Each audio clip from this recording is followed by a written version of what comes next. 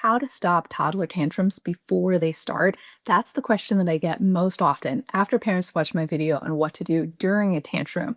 And I have an answer for you, but it's not what most parents expect. If your child is between 1 and 6 years old, you know the moment that I'm about to describe.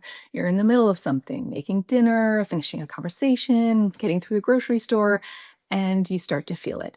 That kind of low grade dread, because you can see it happening, because their voice is shifting up half a pitch, the body is getting rigid, they're fixating on something that happened a minute ago, and it really doesn't matter.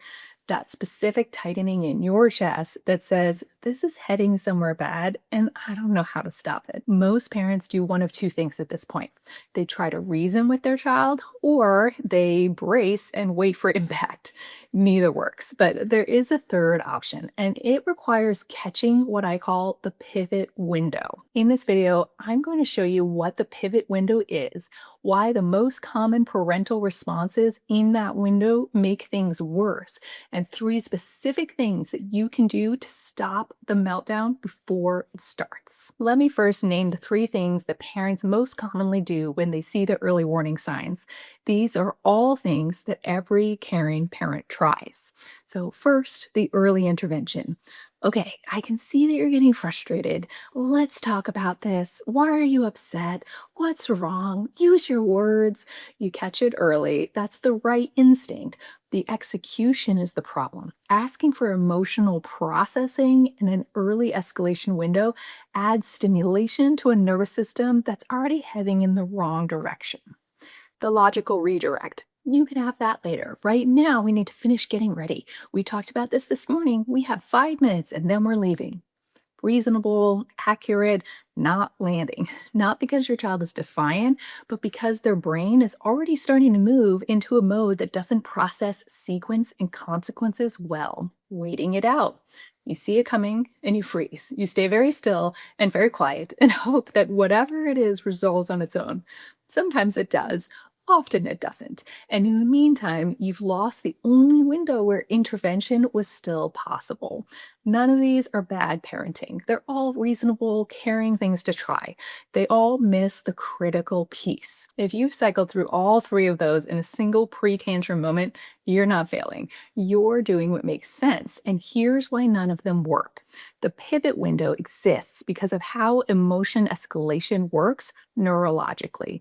When a toddler or young child begins escalating, their prefrontal cortex, the brain region responsible for things like reasoning and sequencing, starts to go offline. So research shows that even mild acute stress can cause a rapid loss of prefrontal cognitive functioning. In a child under 7 whose prefrontal cortex is still decades away from full maturity, this happens faster and more completely than in adults. The early intervention fails because asking your child to use their words and process feelings requires prefrontal functioning, which is already degrading. The logical redirect fails for the same reason. Sequence, consequence, and future tying, they're just all prefrontal operations, and the information doesn't land. Waiting out fails because emotion escalation in young children tends to be kind of self-amplifying when it's uninterrupted. The child fixates on the frustration, the body tightens, the prefrontal cortex continues going offline, and the window closes. It's like watching a pot reach a boil. When the water is rolling, taking the lid off and asking it to calm down doesn't work. The intervention has to happen when the heat is still building, before the rolling boil. The pivot window is that exact moment. Now, here's what actually works. And I want to warn you, all 3 of these things are going to feel too simple. That's exactly why they work. Before I give you the 3 options, something worth naming. The reason most parents can't access the pivot window strategies in that moment is that by the time they notice the early warning signs, their own nervous system is actually already activating. Their chest is tightening, you're bracing for your stress response and running away from your own control. right? And so your access to creative, playful, intentional responses drops significantly. The check yourself piece that I go deepest on in my free workshop is specifically this: how to stay regulated enough to notice the window and make a deliberate choice instead of reacting too late. The link is in the description below, drlindsayemmerson.com/workshop. Comment window below if you recognize that pre tantrum window in your home. The pivot window is the specific period between fine and fully dysregulated, when a child is showing early escalation signs, but the prefrontal cortex hasn't gone offline fully yet.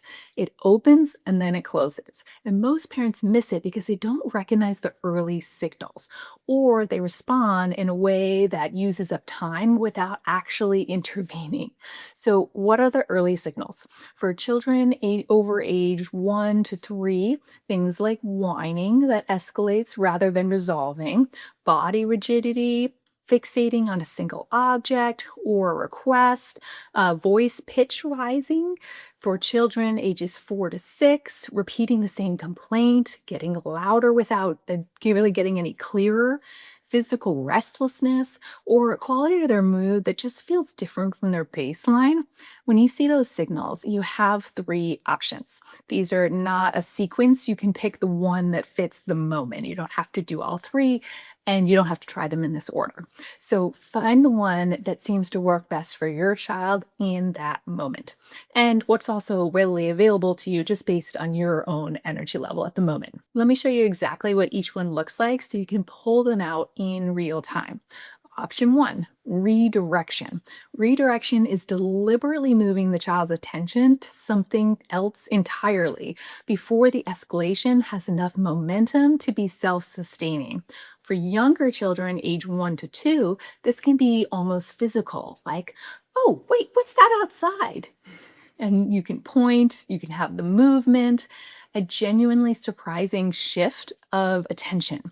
For very young children, out of sight really does begin to mean out of mind. And so the trigger loses some of its hold over the moment as their attention shifts to this other thing. It doesn't even have to be anything really significant going on outside. You can draw their attention to anything. For older children, age 3 to 6, redirection is best done as a conversational piece. Oh, I keep forgetting to tell you something. Guess what I saw at the store this morning? And the specific content doesn't matter. The key is the shift. So you're shifting that attention. You're introducing a new thread that requires a different cognitive mode. Redirection is not a dismissal. You're not pretending that the frustration doesn't exist. You're using the fact that the child's nervous system is still accessible to move them somewhere else before it isn't accessible anymore. You can address the original issue later in a calm repair conversation, which is actually more effective than doing it at this time anyway. Option two, humor. Humor works in the pivot window because a child who is laughing cannot simultaneously be escalating into a meltdown. Laughter and full dysregulation, they require incompatible physiological states. So one option I like is feigned drama. Your child spills something and the moment starts to charge because they're embarrassed or they're frustrated or they're annoyed they're gonna have to clean it up. And you greet that with, "Oh no, Cheerios down. We need a medic over here." And when you add humor to the moment, you're in the moment with them. You're not angry. You've turned it into something else just entirely. You're both cleaning up without a fuss, no big deal. Here's another option, commentator mode. Say your child is dawdling at bedtime and the standoff is building. Then you might say, a hush has come over the crowd as they watch in suspense. Will she make it to the bathroom in time? Will she get to the bedroom before the door closes? Whatever the next stage is. They're leaning forward in their seats, eager with anticipation. Children ages 3 to 6 find this irresistible. Or you can try the deliberate error, intentionally saying something wrong, call their shirt the wrong color, or use their sibling's name, or confuse something that they know well so they'll pick up on it right away. Okay, let's get your purple shirt on. They say, my shirt is blue. Are you sure? It looks purple to me. And your child then drives to correct the error. And so they go into that mode of conversation, shifting away from the emotional mode. And so you can interrupt the escalation cycle. And correcting you requires a cognitive mode that is incompatible with full dysregulation.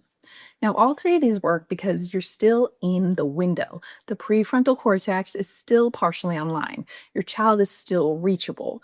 Once you're past that point, none of them will work, which is exactly why the third option matters. Option three, the tension break. The tension break is a deliberate shift in the atmosphere of the interaction. It's used when the previous two options aren't available or they haven't worked. First, you can try a change of subject. Not subtle, deliberate. You might say something like, anyway, and then move on to a completely new topic. And you complete this pivot to the new thing. The delivery matters. The right tone makes this feel intentional and slightly playful rather than dismissive. It's kind of like when you're having a conversation with somebody and they say, so, how about that weather? It signals that we're changing gears and the conversation isn't where we're staying. And you're also signaling that you want to stay engaged with them. You're not avoiding them, you're not dismissing them. You're just saying, let's move on. You can also try a change of tone. If you're already making eye contact with a child who's building towards de escalation, use the eye contact. Turn it into a staring contest. Raise an eyebrow slowly. Make it ridiculously serious face or a ridiculously silly one and wait for them to crack. The moment that a child laughs or gets confused by an unexpected parental expression, the escalation arc is interrupted. The emotional momentum breaks. All of these options share one mechanism. They introduce something, a new stimulus, an unexpected element, a different cognitive task that competes with the escalating emotional state while the child's nervous system is still partially accessible. So let's run through a couple examples to bring these to life.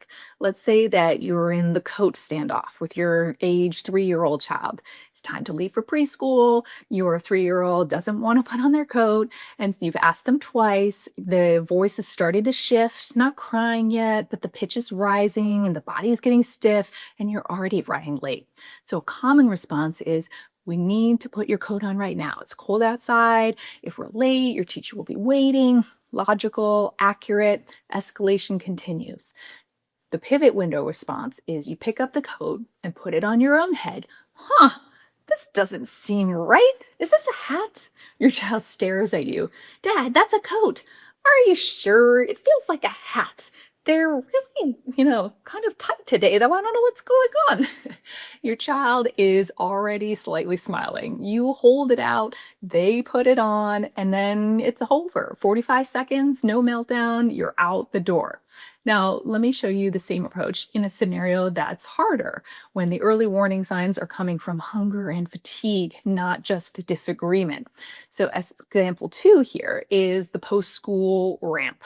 So, you've got a child age 6, and they come home from school, and you can see it immediately. That flat expression, the slight irritability, the way that they threw their backpack when they walked in the door.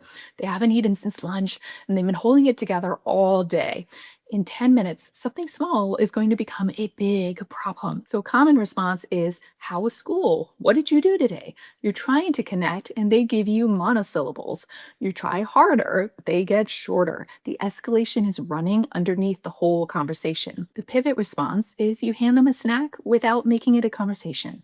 While they're eating, you change the subject to something completely unrelated, not how their day was, something you saw, something funny that requires zero emotional processing. I just saw the most unhinged pigeon outside. It walked directly into the sliding door twice. And they're eating and they're listening and their cortisol is dropping. And 10 minutes later, they want to tell you about their day. Now, the objection that I hear most often is, but doesn't this feel like I'm avoiding the issue? Like I'm not actually addressing what's happening? Here's the distinction. You're not avoiding the issue. You are changing the window in which you address it. The pivot window is not the right time for conversation about feelings and compliance or behavior. A child who is heading into dysregulation is neurologically unavailable for that conversation. The conversation you have in that window won't land and it will accelerate the escalation. The right time for the fuller conversation is the repair window after the moment has passed, when both of you are regulated. That conversation is significantly more effective. You're not avoiding it, you're timing it correctly. If you've tried distraction or silliness in the past and it didn't work, the most likely reason is the timing, not the strategy. These strategies work best when you catch the early signals. If you're applying them when the meltdown is already fully underway, then you're past the window. And my previous video on what to do during a tantrum is what you need in that moment. I'll link to it up here. Now, what we're doing here is working on catching that pivot window. So catching these really early signs. And in days 1 to 3 of using this strategy, you're still going to be learning how to recognize those early signs. You may miss the window sometimes and find yourself in a full meltdown moment anyway. And that's expected. Note that the early signals had and look to them and maybe write down what they are, create a list so that you can really process, okay, when I see that happening, that's a sign that tantrum is imminent. In days 4 to 7, you can start catching the signals more consistently. One of the 3 options will start to feel more natural than the others, and that's your child's nervous system showing you what works for them specifically. In weeks 2 and beyond, the window starts to feel wider, meaning you're catching it earlier. This happens because your child's nervous system is beginning to associate the early escalation state with a change in the interaction rather than a spiral. This pattern is shifting. Now, 3 weeks from now, you're going to be at the grocery store, and your 4-year-old, who has been patient for about as long as a 4-year-old can be, is going to start to show you those signs, and you'll notice them. Their body getting tight, their voice changing, that fixating on the candy display. 3 weeks ago, you would have braced, and today you catch yourself doing something different. You point at nothing in particular, at the other end of the grocery store, maybe the produce section over there. Wait, did that banana just move? And your child looks. Bananas don't move. Are you sure? I think that one's trying to escape. I see it. It's on the move. They're thinking about whether bananas can move, and they're no longer in the escalation arc. You make it through checkout. In the car, they want to talk about the banana. That's what stopping toddler tantrums before they start actually looks like. Not a dramatic intervention, not a perfectly timed speech, a deliberately well-timed small thing that works because you caught the window. That window has been there the whole time. Remember what I described in the beginning, that specific tightening in your chest when you saw it coming and you didn't know how to stop it. You now have 3 things to do in that exact moment. The pivot window is real and you're going to start catching it. Now, if you want to go deeper on the check yourself piece so that you can stay regulated enough in the moment to access these strategies instead of reacting, my free workshop covers this as part of the complete research-backed parenting framework. Register at drlindsayemmerson.com/workshop. And the link is in the description below. Now, comment try below if you're going to use one of these strategies this week. I read every comment and I can't wait to hear which one you're going to choose first. And if you missed that pivot window and you're already in the height of a tantrum, then check out my video on how to handle a toddler tantrum.